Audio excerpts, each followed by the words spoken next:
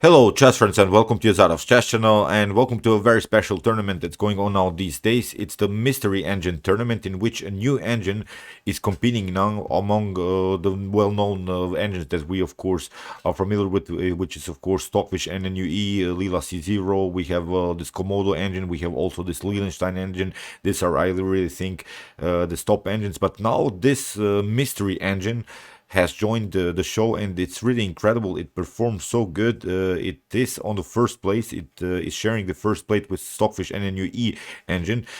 Really, so far, a great performance. The only game that this Mystery Engine has lost is the game against Stockfish NNUE, but still it has the same points as Stockfish NNUE. So it's won more games than Stockfish NNUE, although Stockfish, as I said, won this game, won this direct duel. Stockfish played many draws, and now, as I said, it shares the lead, which is really incredible, and I would really love to know more about this engine. So far I couldn't find really some info. If you have something to say about this Mystery Engine, please write me. I'm really interested what's all about, and if it is maybe an NNUE version, if it is maybe a table-based version, I'm really not sure. It performs really in such a great shape, and there are rumors that it's supposed to be the Komodo NNUE version. We had really so far the Komodo version. I've been told that this could be maybe the Komodo NNUE version, and this tournament has been suggested by one of my followers. I wanted to thank him for this video, because I wouldn't maybe even check out this tournament, because I was watching this TCEC official website. I didn't watch so many things on chess.com, and on chess.com you have also this tournament. You can also watch it live, maybe analyze some games for yourself, maybe get a better opening preparations, particular openings. So I'll show you, of course, the link of the chess.com tournament in the description below, so you can maybe really see some cool games. So let's check out now the game here. It's a really great game played by this Mystery Engine with the black pieces. I'm showing you now a great game with the black pieces against another top engine, Ethereal, and as usually is in these top engine games, we say round one and fight, of course. So knight to f3 played by Ethereal. We have d5 by maybe Komodo NNUE, I'm not sure. Some of them say it's maybe Komodo NNUE, but we'll call it so far the Mystery Engine. We have d3 and now knight to f6, bishop to f4, knight to c6, and now comes d4. So it's really a weird move, this move d4, and both of these engines had to play this reversed line. So this Mystery Engine won the game also with the white pieces in this particular line. It's similar to the London system, but with the loss of tempo, I think.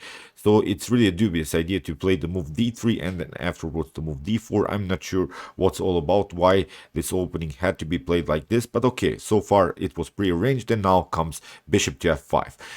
What we can notice about this pawn structure immediately, that basically what we would love to do from black's perspective is to get rid of the bishop on f8.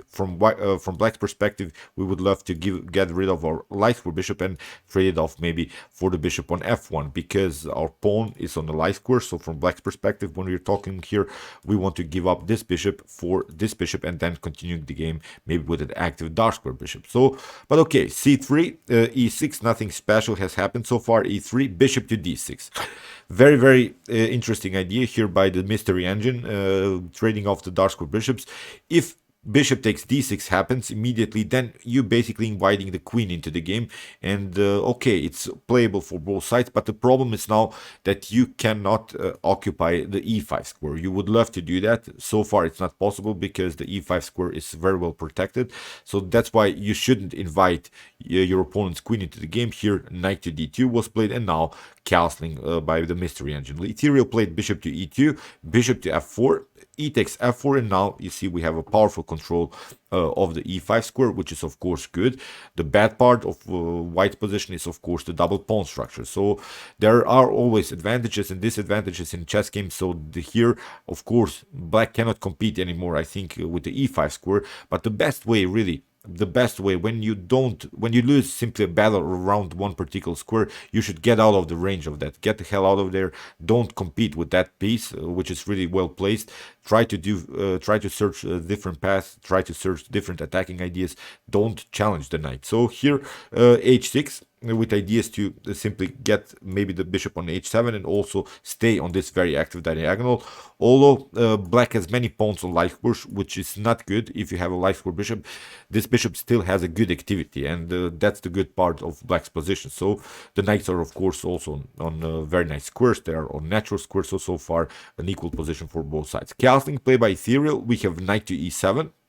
We have rook to e1 and now queen to d6. Now knight to e5. You see, as I said, if we compete simply too much with this knight, with some ideas, knight to g6, there are maybe some g4 ideas also here to counterattack. But I think the natural and the most positional way here from white here to proceed is to play the move knight to f3 and simply support our very nice knight on e5 and simply build our attack around this centralized knight. So here b6 with the preparation, of course, to play the move c5, knight to f1. We have c5, knight to g3, attacking the bishop. And here I really like now the next move by this new engine, this mystery engine.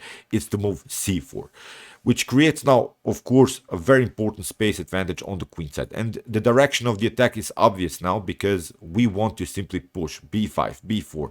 And I really like this move, although you can take out maybe the bishop, but still this bishop is not so active anymore.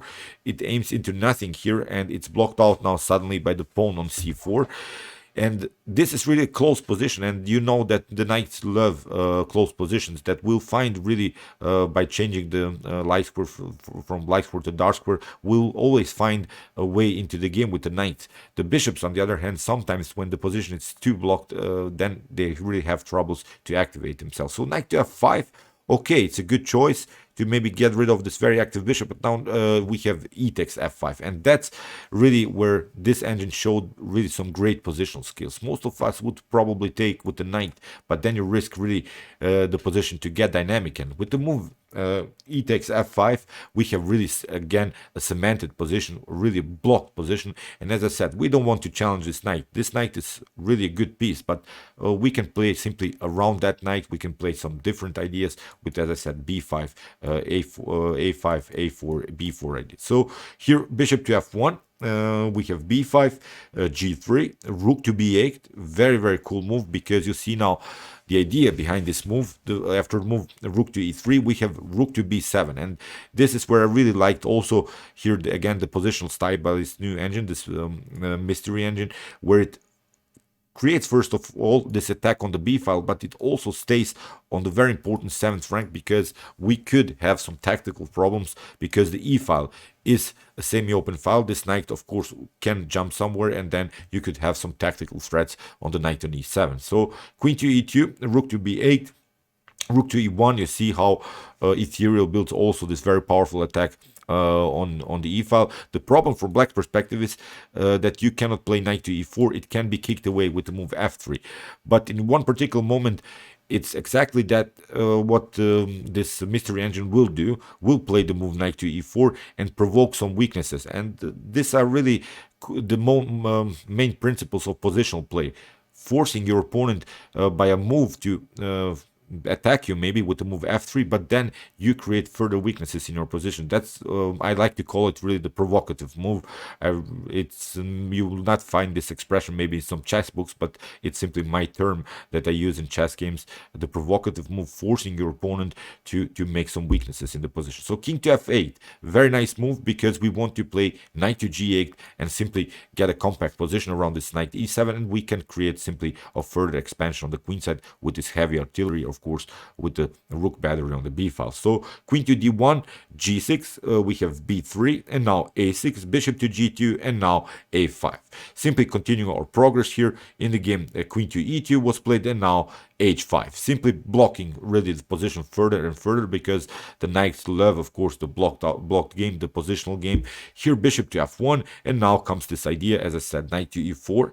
We're cementing our knight. This knight can be kicked away with the move f3, but now you see there are new holes in the position. After the move f2 to f3, we have provoked some weaknesses, and I really think that this should be probably some of this NNUE versions or this neural network based chess engine, because it shows really great positional skills. And I think this game is perfectly understandable to us humans, with great positional elements, with great strategical ideas. Of course, here this queenside attack with this pawn breakthrough motifs. I think these are really instructive chess games, although they're top engine games, but I don't think they're so tactical like this. Previous Stockfish versions, or maybe Komodo used also to play some great tactical games. So here, queen to c2, we have a4, very cool move here, simply breaking the position on the queen side. We have queen to g2, and now a takes b3. Here, if you take b takes a4, we can take b takes a4, and if you take, then we can play this idea knight to g8, and you see now this rook will find the way into the game. The queen, we have of course an extra pawn, but now the queen will also come into the game, so I think it's a risky position to open on the position like this. So that's why here queen to g2. Here Ethereal didn't dare to take the pawn on a4. We have a takes b3, a takes b3, and now knight to g8, g4, breaking the position also on the king side. You see finally Ethereal got some counterplay on the king side. We have f takes g4, f takes g4, h takes g4, and now b4. If you take knight takes g4, it's simply too slow. We'll simply take out this pawn and we'll break again the position with the move b4. So you have to be patient here. You have to first lock the queen side. It's not a problem. This is of course defendable on the queen side, but now after the move knight to f5, the rook is hanging, and now rook to e2, we have rook to a7. Now of course the mystery engine finds new ways into the game. It's of course the open a file. Queen takes g4, here king to g7, bishop to h3, and now knight to e7, really again keeping the position compact. These knights are really building this very nice defensive setup in front of the king, but don't underestimate the knights. The knights can always also attack the king side here, and also attack the white's king here, because the white's king is a little bit exposed. The pawns are not connected, and if you could just imagine this position from an endgame's perspective, if we maybe trade off more pieces, if we simplify the position, maybe there are not so many tactical threats, then black is much better, because black doesn't have so many isolated pawns. Black has two connected pawns here, which you should always consider when you play chess. Always watch your pawn structure, what's all about. Is this playable in a potential endgame? So these are the things that you should also consider in the middle game, because the endgame stage can be really, to reach the endgame stage can be a strategical element of the middle game. So we're planning from the middle game to go into an endgame. That's simply our goal: simplify the position, trading off pieces, and go into simplified lines. So queen to g2, rook to a8, we have bishop to g4, and now you see rook to a3. This is already a bad game, because you cannot protect the pawn with the rook move here. You cannot play rook to e3. If you play rook to c2, then you're getting a lack of connection with your pieces, so it's I think again a bad position in the game. Here queen to h3 was played, and now knight takes d4 will give that monster laugh here in Mortal Kombat. So here it's really already a losing game, because now this knight is attacking the rook. You cannot take, you lose the queen on h3 here in the game.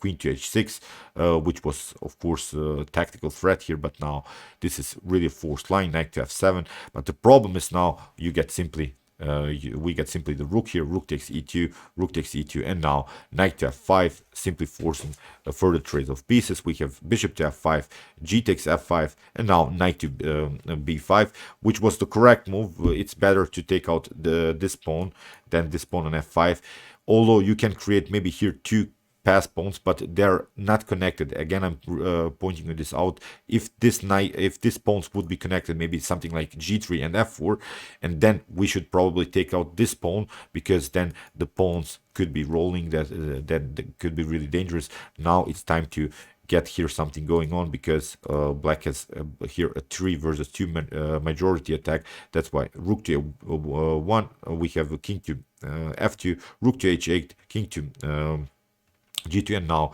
we're attacking simply this pawn. This rook comes into the game, and now rook to e4, very important move. h4, we have king to g6, rook to g2, king to h5, rook to e2, and now simply rook to f1, king to g2, and now we can take out this pawn. But now we can go again after this pawn.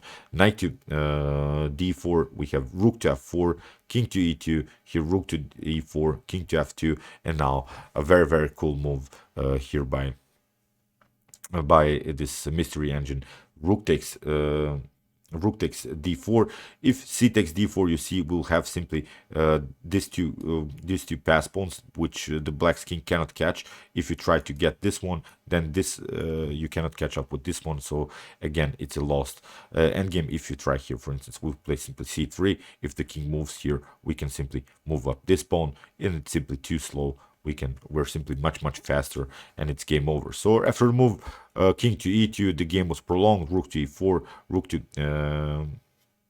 king to d2, now f4, and now we're simply moving up this pawn, and here after the move f2, here again rook to e2, and now f1.